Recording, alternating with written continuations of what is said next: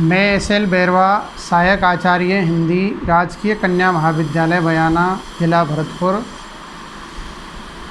आज हम प्रस्तुत वीडियो में जिस कंटेंट की चर्चा करेंगे या ऑनलाइन ई कंटेंट योजनांतर्गत हम जिस विषय पर आज चर्चा को अंजाम देंगे वह विषय BA part second year Hindi साहित्य प्रथम प्रश्न पत्र में संकलित बिहारी द्वारा विरचित बिहारी सतसई से या बिहारी सतसई में संकलित चुनिंदा जो पद हैं, धोए हैं, उनके बारे में हम चर्चा को अंजाम देंगे। और यह रीतिकालीन काव्य महाराजा सूरजमल ब्रज विश्वविद्यालय भरतपुर के BA part second year Hindi साहित्य के प्रथम प्रश्न पत्र में सम्मिलित है। तो प्रिय छात्राओं, आज हम जिस टॉपिक पर, जिस विषय पर चर्चा को अंजाम दे रहे हैं, उस टॉपिक को आप ध्यान से देखें, सुनें और तत्पश्चात प्रस्तुत वीडियो को लाइक करें, कमेंट करें और सब्सक्राइब करने में कोताही ना बरतें। यह वीडियो बेहद ही रोचक, ज्ञानवर्धक, उपयोगी, साथ साथ बीए और एमए के साथ साथ प्रतियोगी परीक्षाओं में भी आपके लिए समान रूप से उपयोगी सिद्ध होगा, ऐसा मेरा मानना है। तो प्रिय छात्राओं या द्वितीय वर्ष में अध्ययनरत हिंदी साहित्य की छात्राओं, प्रिय विद्यार्थियों, हमने बिहारी पर पिछले 3 वीडियो में हम चर्चा को अंजाम दे चुके हैं। आज ये चौथा वीडियो है जिसमें हम बिहारी के जो चुनिंदा सेलेक्टेड जो धोए हैं, प्रमुख पद हैं, उनकी हम सप्रसंग व्याख्याएं कर रहे हैं।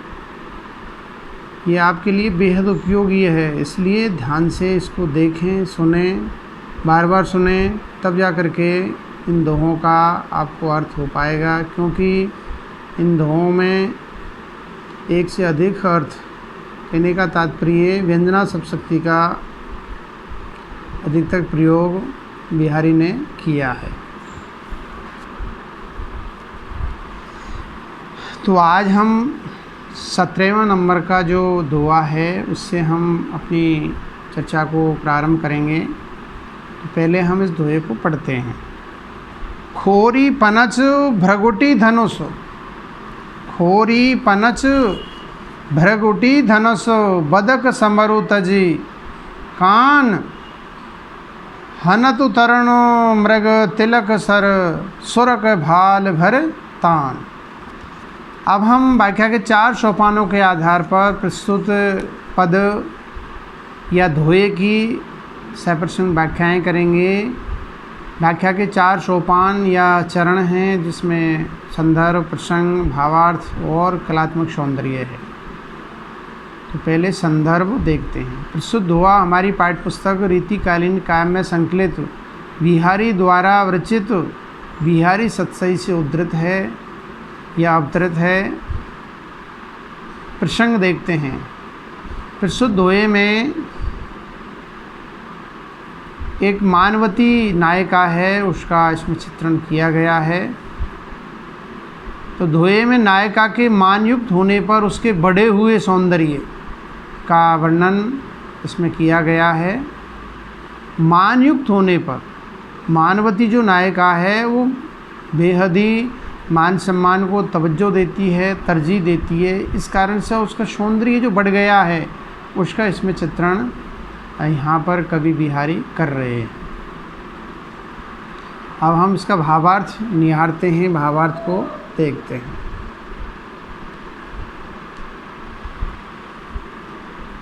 प्रस्तुत पद्यांश में नायिका के मान करने पर नायक उसके बदले हुए रूप की सुंदरता पर, बदले हुए रूप की जो सुंदरता है, सौंदर्य है, उस पर रीझ कर वो स्वागत कथन करता है, खुद ही अपने आप से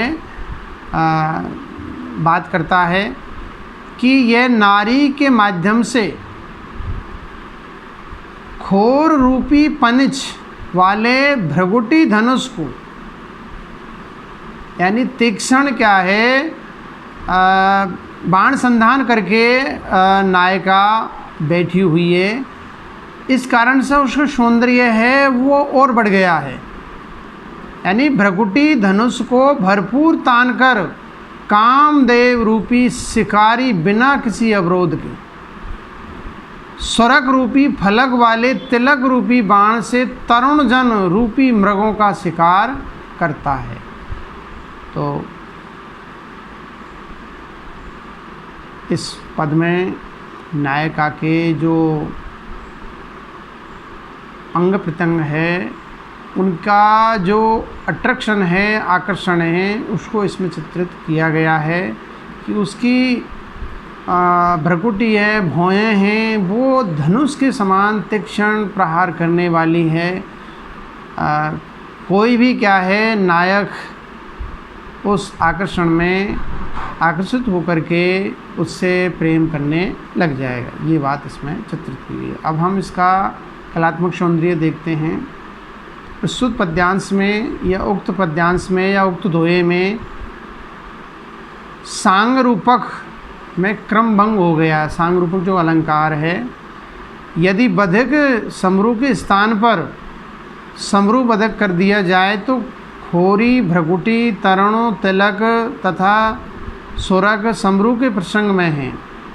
शेष, पनच, धनुष, मृग, सर तथा भाल बधक के प्रसंग में लाला भगवान दीन ने तज कहानी के आधार पर नायिका को परकिया माना है।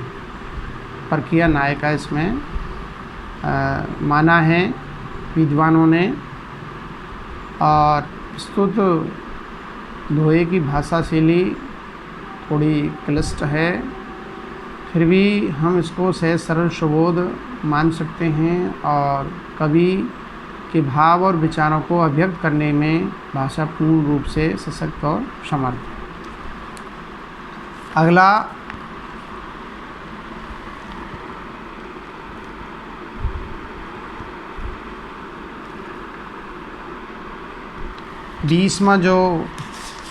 नहीं 16वां पद पढ़ लिया, अब 18वां पद है, उसको पहले पढ़ते हैं।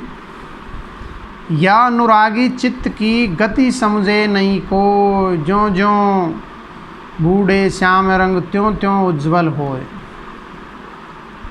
अब हम व्याख्या के 4 सोपानों के आधार पर प्रस्तुत दोहे की सप्रसंग व्याख्याएं करेंगे। तो पहले संदर्भ।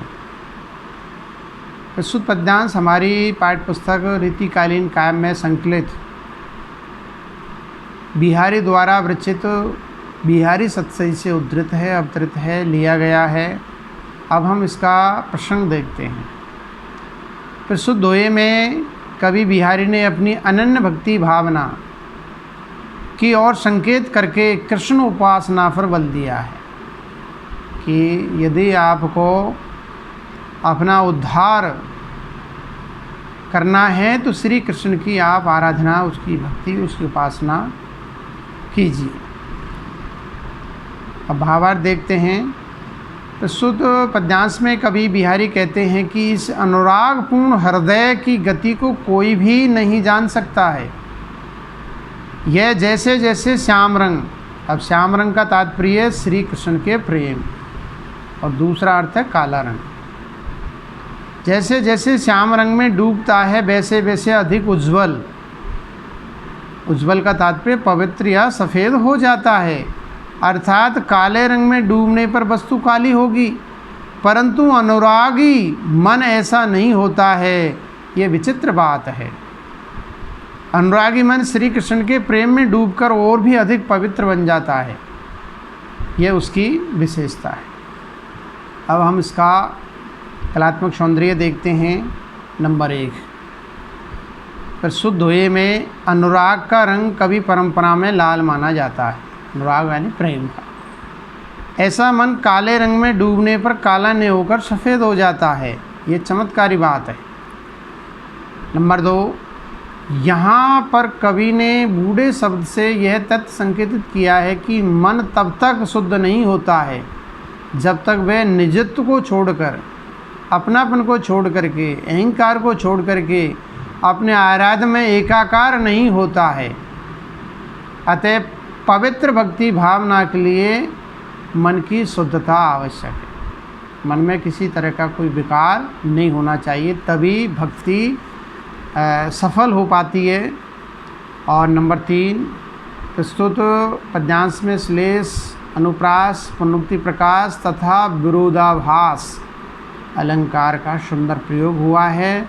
और प्रस्तुत पद्यांश की भाषा शैली सहज, सरल, सुबोध, कवि के भाव और विचारों को अभिव्यक्त करने में पूर्ण रूप से सक्षम और समर्थ है। अगला 19वां दोहा या पद, आवत जात न जानियतु तेज तज सियरान, घरे जमाई लो घट्यो खरो पूस दिनमान। अब हम 4 सोपानों के आधार पर इस दोहे की सप्रसंग व्याख्याएँ करते हैं। संदर्भ, प्रस्तुत पद्यांश हमारी पाठ्यपुस्तक रीतिकालीन काव्य में संकलित बिहारी द्वारा रचित सतसई से उद्धृत है, अवतरित है, लिया गया है। प्रसंग, प्रस्तुत दोहे में पौष मास के छोटे होते हुए ठंडे दिनों का वर्णन कवि ने घर जमाई के परिहास की दृष्टि से किया गया है कि जिस प्रकार से घर जमाई रहता है उसका मान सम्मान कम होता है, उसी प्रकार से पौष माह यानी लगभग दिसंबर जनवरी का जो महीना होता है उसमें दिन छोटे होते हैं, उसकी तुलना घर जमाई से की है। अब हम भावार्थ देखते हैं। प्रस्तुत पद्यांश में कवि वर्णन करता है कि पूष के महीने के दिन का मान, प्रमाण तथा मान सम्मान इतना कम हो गया है कि उसके आने जाने का कुछ पता नहीं चल पाता है कि कब तो सूर्योदय होता है, कब अस्त होता है, यानी दिन छोटे होने लगते हैं, यानी सर्दी के समय में। और बहुत तीव्र उस समय ठंड पड़ती है, कुछ पता नहीं चल पाता। वह तो घर में रहने वाले दामाद की भांति अपने तेज मानी उष्णता, स्वभाव की प्रखरता, यानी उसका क्रोध है घर जमाई का चला जाता है। उसी प्रकार से पौष माह का जो सूर्य है उसकी जो तीक्ष्णता है, उसकी जो गर्मी है वो बहुत ही ठंडी पड़ जाती है। तो वह तो घर में रहने वाले दामाद की भांति अपने तेज को छोड़कर ठंडा, शीतल और ब्रह्म हो गया है। इस बात का इसमें चित्रण किया है। अब हम इसका कलात्मक सौंदर्य देखते हैं। प्रस्तुत पद्यांश का कतिपय आलोचकों का मत है कि कवि बिहारी भी पर्याप्त समय तक ससुराल में रहे थे। बिहारी की ससुराल मथुरा थी, मथुरा में कई लंबे समय तक रहे थे। इस कारण से उनको इस बात का एहसास था या वो खुद भुगत भोगी थे कि ससुराल में दामाद का, जमाई का मान सम्मान कम हो जाता, अधिक दिन तक ठहरता है, तब 1-2 दिन में तो कोई फ़र्क नहीं पड़ता है। इससे वहाँ उनके मान सम्मान में कमी आने लगी थी। इसी अनुभव को उन्होंने इस दोहे के माध्यम से व्यक्त किया है। और प्रस्तुत दोहे में अनुप्रास, श्लेष, उपमा, अलंकार का सुंदर चित्रण हुआ है। और प्रस्तुत पद्यांश की भाषा शैली सहज, सरल, सुबोध और कवि के भाव और विचारों को अभिव्यक्त करने में पूर्ण रूप से सक्षम और समर्थ है।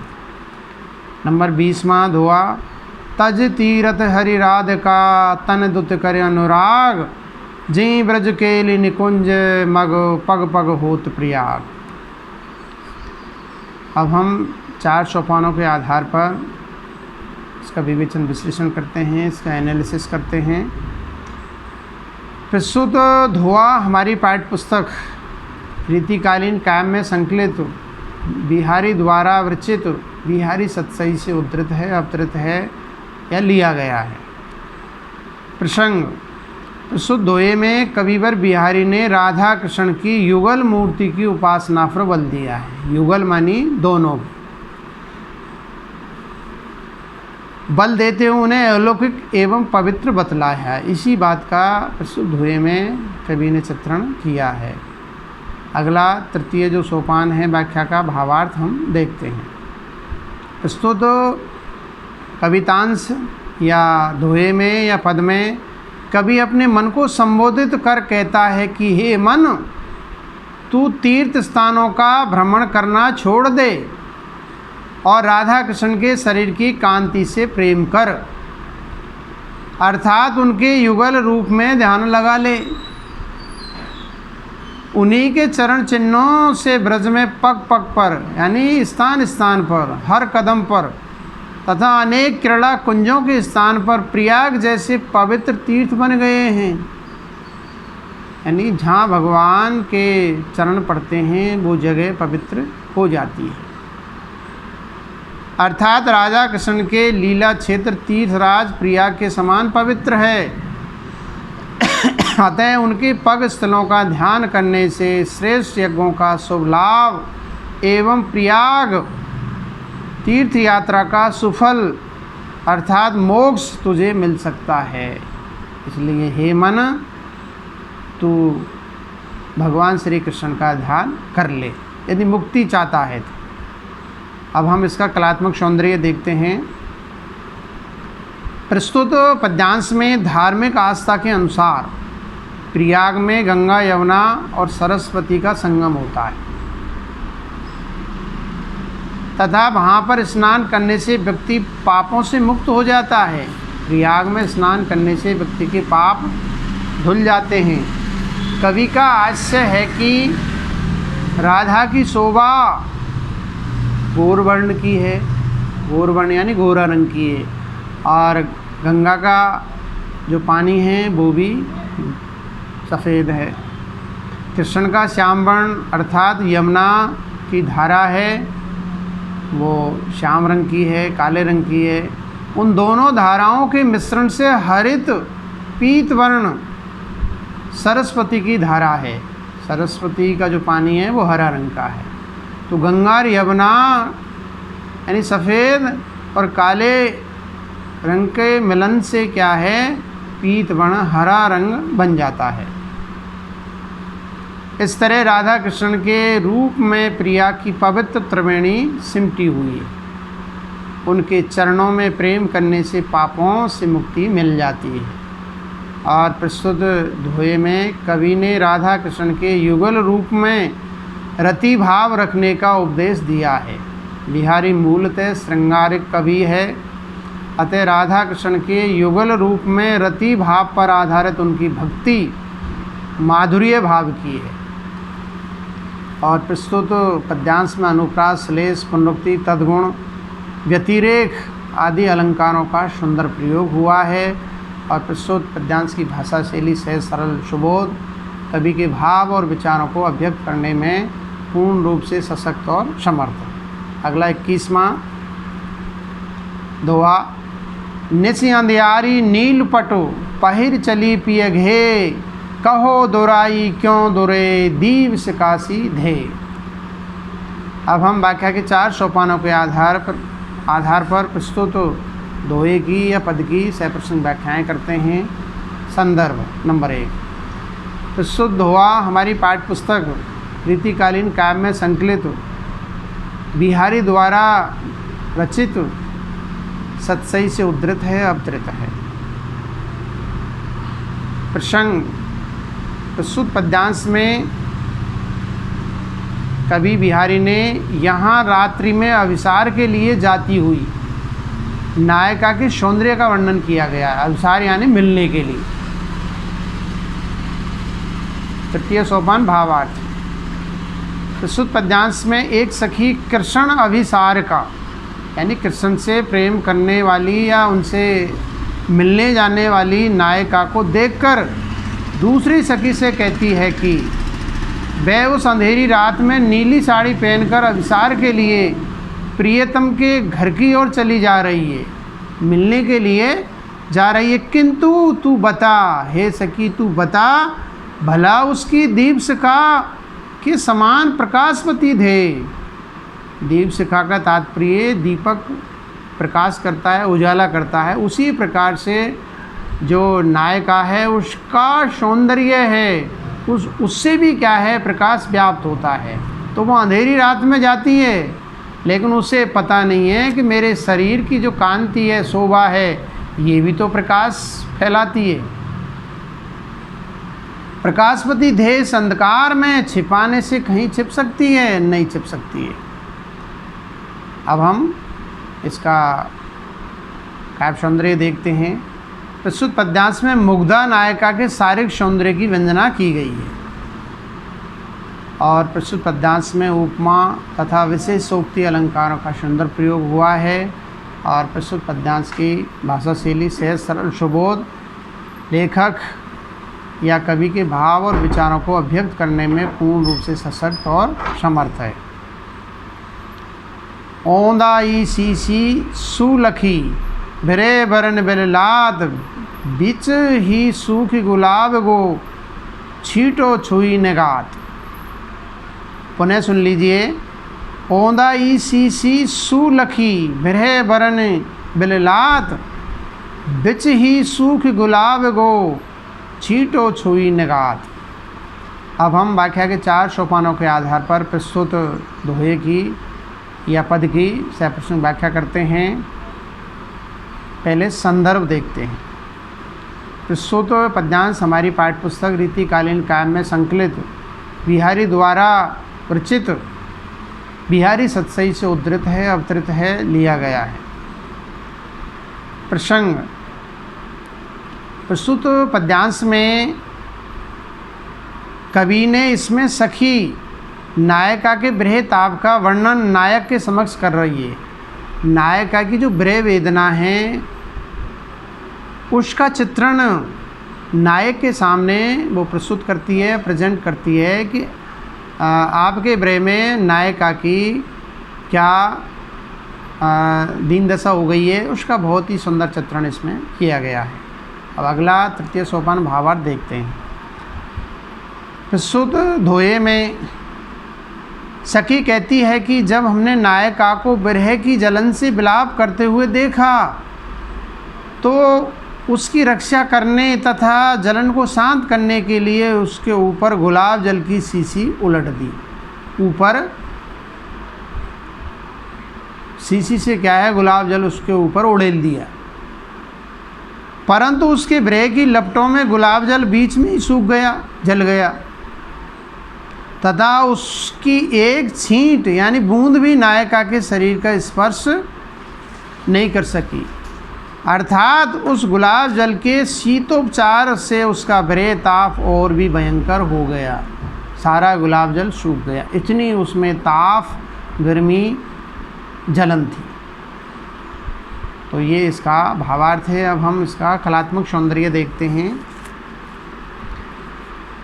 प्रस्तुत पद्यांश में ऐसी कभी परंपरा मान्य है कि ब्रह्मणी का गुलाब जल आदि शीतोपचार से विरह ताप कम होने की अपेक्षा बढ़ता ही जाता है।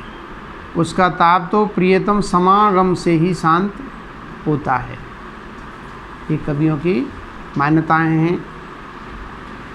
और प्रस्तुत पद्यांश में अनुप्रास रूपक एवं अतिशयोक्ति अलंकारों का सुंदर प्रयोग हुआ है और प्रस्तुत पद्यांश की भाषा शैली सहज सरल सुबोध कवि के भाव और विचारों को अभिव्यक्त करने में पूर्ण रूप से सशक्त और समर्थ है। नंबर 23वां दोहा।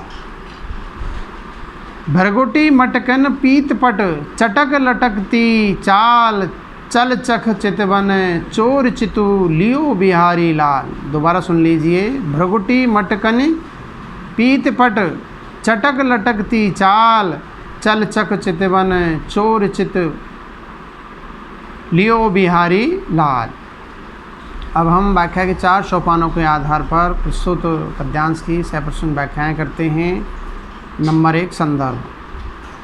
प्रस्तुत पद्यांश हमारी पाठ्यपुस्तक रीतिकालीन काव्य में संकलित बिहारी द्वारा रचित बिहारी सतसई से उद्धृत या अवतरित है। प्रसंग: प्रस्तुत पद्यांश में कोई नायिका अपनी अंतरंग सखी से श्री कृष्ण की आभा पर रीझने का वर्णन करती है कि श्री कृष्ण का जो सौंदर्य है वो बेहद ही मनभावन है, तो उसका इसमें चित्रण किया गया। अगला तृतीय सोपान भावार्थ।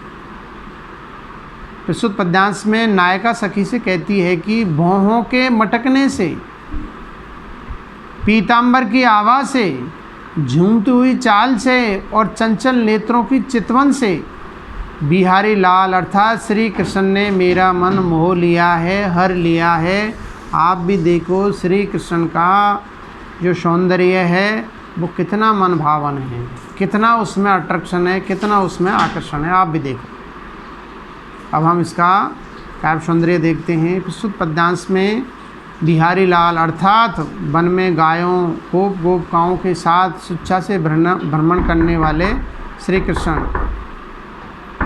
इससे श्लेष द्वारा कवि का नाम भी आ जाता है। और प्रस्तुत पद्यांश में अनुप्रास एवं समुच्चय अलंकार का सुंदर प्रयोग हुआ है। प्रस्तुत पद्यांश की भाषा शैली सहज सरल सुबोध कवि के भाव और विचारों को अभिव्यक्त करने में पूर्ण रूप से सशक्त और समर्थ है। 24वां धोआ। इही दुहि मोती सुगत तू नथ गर्भ निशांक, जी पहिरे जग द्रग ग्रसती लसत हसत सी नाक। अब हम इस दोहे का व्याख्या के 4 सोपानों के आधार पर इसका विवेचन विश्लेषण करते हैं। पहले संदर्भ देखते हैं। प्रस्तुत पद्यांश हमारी पाठ्यपुस्तक रीतिकालीन काव्य में संकलित बिहारी सतसई से उद्धृत है, अवतरित है, जिसके रचयिता बिहारी है, महाकवि बिहारी है। प्रसंग: प्रस्तुत पद्यांश में कुछ अनमनी या कुछ रुष्ट हुई नायिका को प्रसन्न कराने हेतु नायक उसकी नत की प्रशंसा करता है, उसी का इसमें चित्रण किया गया है। अगला सोपान तृतीय सोपान भावार्थ। नायिका की नथ को संबोधित कर नायक कहता है कि हे नथ, तू इन 2 ही सुडौल सुंदर मोतियों पर बिना किसी संकोच के गर्व कर ले। तू इतनी सुंदर है कि तुझे पहनने से कभी शोभित होकर और कभी मुस्कुराती हुई सी नायिका संसार भर के नेत्रों को अपनी ओर आकृष्ट करती है। तो प्रस्तुत जो धोआ है उसमें नायिका का जो सौंदर्य है, नथ का जो सौंदर्य है, उसका बहुत ही सुंदर चित्रण किया है। अब हम इस पर इसका काव्य सौंदर्य देखते हैं। प्रस्तुत या उक्त पद्यांश में नायिका को प्रसन्न करने या उसका रोष शांत करने के उद्देश्य से नायक या सखी उसकी नथ की प्रशंसा करते हैं। देखो तुम्हारी नाक हंस रही है, मोतियों के बहाने दांत दिखा रही है, अर्थात जादू बिखेर रही है। इस तरह के कथन से नायक नायिका को हंसाना या प्रसन्नमुख देखना चाहता है। और प्रस्तुत पद्यांश में अनुप्रास, ब्याज, स्तुति तथा दीपक अलंकार का सुंदर प्रयोग हुआ है। अगला और अंतिम बिहारी सतसई का अगला और अंतिम 25वां जो धोआ है पद है, उसको पहले पढ़ते हैं। क्यों हूँ से बात न लगे था के भेद उपाई, हट दृढ़ गढ़ गढ़वेशु चली लीजे सुरंग लगाई। अब हम इसका व्याख्या के 4 सोपानों के आधार पर इसका एनालिसिस विवेचन विश्लेषण करते हैं। पहले संदर्भ। प्रस्तुत पद्यांश हमारी पाठ्यपुस्तक रीतिकालीन काव्य में संकलित बिहारी द्वारा रचित बिहारी सतसई से उद्धृत है, अवतरित है, लिया गया है। अब हम इसका प्रसंग देखते हैं। प्रस्तुत पद्यांश में मानवती नायिका के हट के संबंध में कवि ने वर्णन किया है। अब हम इसका भावार्थ देखते हैं। माननीय नायिका को समझाते हुए प्रस्तुत पद्यांश में माननी नायिका को समझाते समझाते हारी हुई सखिया दूती नायक से उसके हट के संबंध में कहती है कि उसने तो दृढ़ निश्चय कर लिया है, हट कर लिया है, हटवती है, कि मैंने हर प्रकार से मेल मिलाप की बात की परंतु उस पर नहीं लगी। मेरे तो सारे भेद और उपाय थक गए हैं, क्योंकि वह अपने हट रूपी सुदृढ़ किले में जा बैठी है। इसलिए तुम ही चलकर अब अपने प्रेम की सुरंग लगाकर उसके हट रूपी गढ़ को तोड़ दीजिए, अर्थात अपने प्रेम के वशीभूत कीजिए। मैंने प्रयास कर लिया लेकिन मैं तो थक चुकी हूँ।